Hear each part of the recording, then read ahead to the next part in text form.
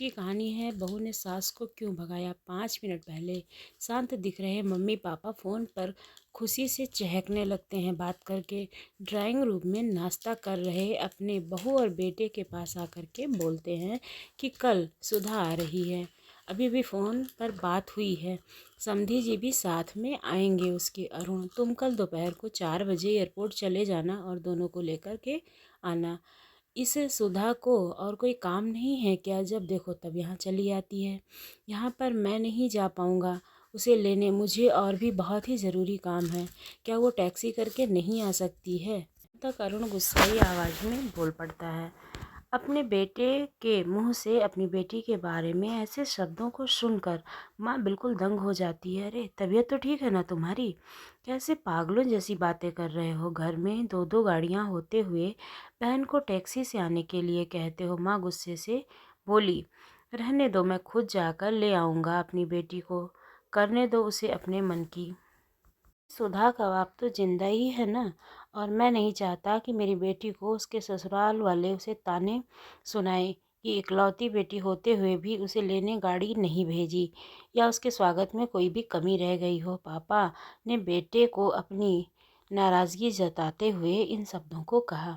आप दोनों समझते नहीं हो मम्मी पापा, वो जब भी इस घर में आती है तो सारी दिनचर्या बिगड़ जाती है।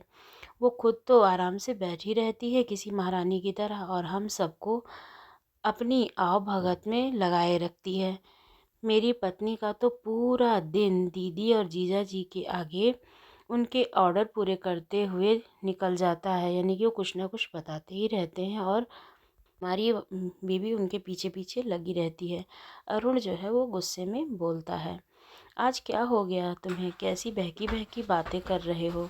बहन है तेरी, कोई पराई तो नहीं है ना? माँ अब क्या है, इसका घर थोड़ी है ये, शादी में दे दिया था ना हमें जितना भी देना था।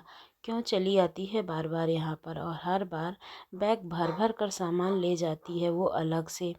आपको समझना चाहिए ना कि वो सिर्फ हमें लूटने के लिए आती है और उसका कोई इरादा नहीं है। अरुण ने तंज कसते हुए अपने माता पिता से कहा कि वो सिर्फ हमें लूटने के लिए ही आती है। तब तुझे क्या, अगर वो यहाँ से थोड़ा कुछ लेकर ही चली जाती है तो? ये सब मेरी मेहनत की कमाई है, मैं जो चाहे वो करूँ। चाहूँ तो अपनी पूरी की पूरी जायदाद सुधा को दे दूँ।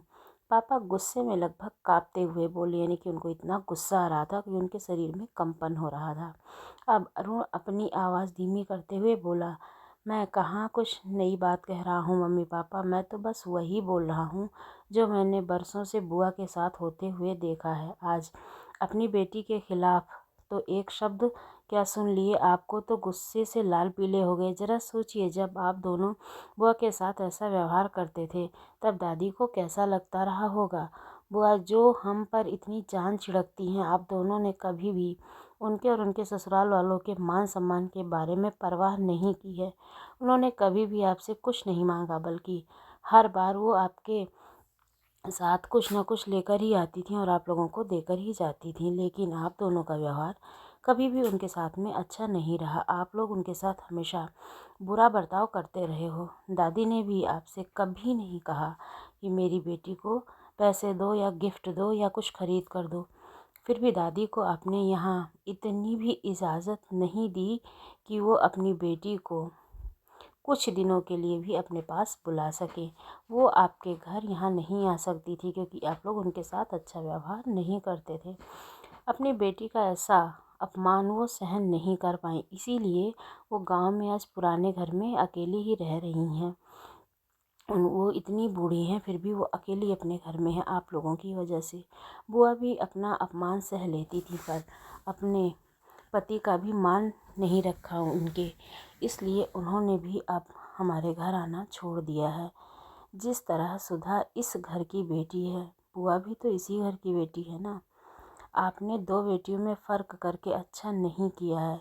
और रही मेरी बात, तो मैं अपनी बहन से बहुत प्यार करता हूँ। मैंने कभी अपनी पत्नी को उसके खिलाफ़ गलत बोलने का कोई हक़ नहीं दिया है कि वो हमारी बहन के खिलाफ़ कुछ भी बोले, और वो भी गलत तो उसके बारे में बोलेगी ही नहीं, हमेशा उसको प्यार करती है और अच्छा सोचती है उसके बारे में। मैं खुद जाकर सुधा को लेकर आऊँगा। क्यों, मेरी बहन पर गर्व है मुझे और अपने अच्छे भाई होने पर भी। हो सके तो मेरे इन कटु शब्दों के लिए मुझे माफ़ कर देना। इतना कहकर अरुण जो है वो अपने ऑफिस के लिए निकल जाता है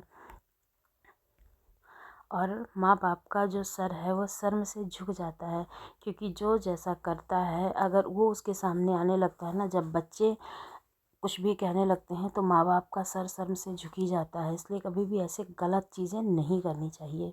थोड़ी देर की शांति के बाद पापा ने हिम्मत करके अपनी बहन को फ़ोन लगाया।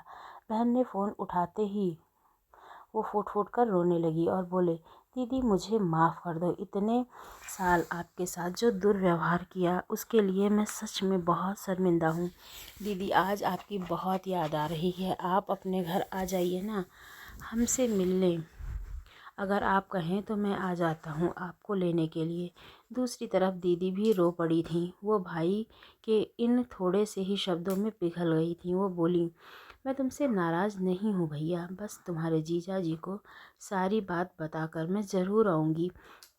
तो दोस्तों, बेटी तो बेटी ही होती है, बहन हो, बहू हो या बेटी हो, हमें तीनों में कोई फ़र्क नहीं करना चाहिए। इसी से घर की शोभा है और इन्हीं से घर की खुशियाँ भी होती हैं।